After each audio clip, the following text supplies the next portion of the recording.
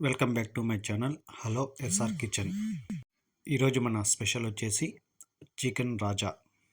ఈ చికెన్ రాజా అనేది మీరు బోన్లెస్తో అయినా చేసుకోవచ్చు, బోన్స్తో అయినా చేసుకోవచ్చు. నేనైతే బోన్లెస్ రెండు మిక్స్ చేసి చేస్తున్నాను. సాయంత్రం పూట మంచి స్టార్టర్ ఇది. చాలా ఈజీగా రెడీ చేసుకునే రెసిపీ. ఒకసారి మీరు ట్రై చేయండి, ఎలా వచ్చిందో కామెంట్ చేయండి. ముందుగా నేను చిన్న చిన్న ముక్కలుగా 1 కిలో చికెన్ అయితే తీసుకున్నాను. వీటిని ఒక 2 సార్లు శుభ్రంగా కడుక్కొని ఒక బౌల్లో అయితే వేసుకోవాలి. ముక్కలైతే చికెన్ రాజాకి చాలా చిన్నగా ఉండాలి, మళ్ళీ అంత పెద్దగా ఉంటే లోపల ఉడకవు, కాబట్టి చిన్నగా కొట్టించుకోండి. తర్వాత బౌల్లో తీసుకొని ఒక 2 స్పూన్ల కారం, అలాగే 1/2 స్పూను పసుపు, 1/2 స్పూను బ్లాక్ పెప్పర్, రుచికి సరిపోయేంత సాల్ట్ వేసుకోవాలి. నేనైతే ఉప్పు వేసుకున్నాను, మీ దగ్గర సాల్ట్ ఉంటే సాల్ట్ కూడా యూజ్ చేసుకోవచ్చు. అల్లం వెల్లుల్లి పేస్ట్ 2 స్పూన్లు, అలాగే మీకు కలర్ కావాలంటే కొద్దిగా వేసుకోండి, లేదంటే స్కిప్ చేసేయచ్చు. నేను కలర్ వచ్చి కొంచెం రెడ్గా కనబడికి అయితే వేసుకున్నాను, మీకు వద్దనుకుంటే స్కిప్ చేసేయచ్చు. అలాగే 2 స్పూన్ల మైదా, 2 స్పూన్ల కార్న్ఫ్లోర్ వేసుకోండి. అలాగే ఒక ఎగ్గును అయితే పగలగొట్టి వేసుకోవాలి.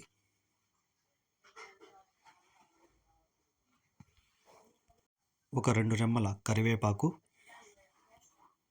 వేసుకొని మొత్తం బాగా కలుపుకోవాలి. ఈ కారము, ఈ ఎగ్గు, అల్లం వెల్లుల్లి పేస్ట్ ప్రతి ముక్కకి పట్టేలాగా ఒక 4-5 నిమిషాలు బాగా కలుపుకోండి. చూడండి, ఇలా ప్రతి ముక్కకి మసాలాలు బాగా పట్టాలి.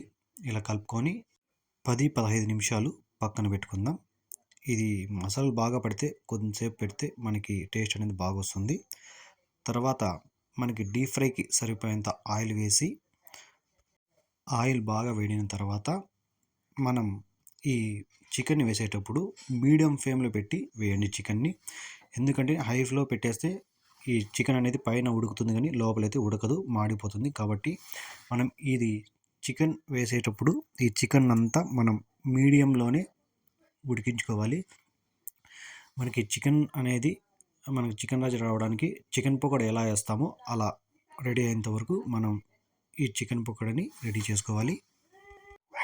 ఈ చికెన్ వేసిన ఒక 3-4 నిమిషాలు అలాగే పెట్టేసి తర్వాత మనం ఇవి కలుపుకోవాలి, టర్న్ చేసుకోవాలి ఆ పక్కి ఈ పక్కి. ఒక 2 నిమిషాలకు ఒకసారి ఈ చికెన్ని కలుపుకోవాలి. చూసారా, మనకి ఈ చికెన్ రాజా అనేది చికెన్ పకోడా లాగా రెడీ అయింది. మనకి ఈ ముక్కలంతా మొత్తం లోపల కూడా బాగా ఉడికింటుంది, కాబట్టి మనం తీసి ఒక పక్కన పెట్టుకుందాం. మళ్ళీ మిగిలిన దానిని మళ్ళీ ఒకసారి వేసుకుందాం. చూసారా, మనకి ముక్క బాగా ఉడికింది. ఇంకా తీసి మొత్తం ఒక గిన్నెలో ఇలా పక్కన పెట్టుకోవాలి. మిగతా చికెన్ వేసేసి అది కూడా సేమ్ ఇలా రెడీ అయ్యేంత వరకు మనం ఉడికించుకొని మొత్తం పక్కన ప్లేట్లో పెట్టుకుందాం.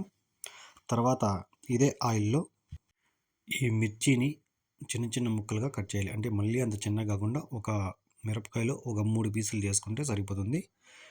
ఇలా వేసుకొని ఇదే ఆయిల్లో మనం వీటిని ఫ్రై చేసుకోవాలి. మనకి చికెన్ రాజా అనేదానికి ఇది ఖచ్చితంగా ఉండాలి. ఇవి బాగా ఫ్రై అయిన తర్వాత తీసి పక్కన పెట్టుకుందాం, లేదా మనం చేసిన చికెన్లో అయితే వేసేయండి. తర్వాత అందులో ఉన్న ఆయిల్ తీసి ఒక 2 స్పూన్ల ఆయిల్ అలాగే పెట్టేసి ఇందులో మనం సన్నగా కట్ చేసుకున్న ఉల్లిపాయలను వేసుకోవాలి. ఇలా ఉల్లిపాయలను వేసుకొని వీటిని బాగా గోల్డెన్ కలర్ వచ్చేంత వరకు ఫ్రై చేసుకోవాలి. ఒక చిన్న సైజు 2 ఉల్లిపాయలను అయితే నేను చిన్నగా కట్ చేసి వేసుకున్నాను. ఇవి గోల్డెన్ కలర్ వచ్చేంత వరకు. తర్వాత 1/2 స్పూను బ్లాక్ పెప్పర్ వేసుకోవాలి. తర్వాత 2 స్పూన్ల tomato sauce, 1 spoon chilli sauce, 1 spoon soya sauce వేసి మొత్తం ఈ సాసెస్ 1 నిమిషం పాటు మీడియంలో ఫ్రై చేసుకోవాలి.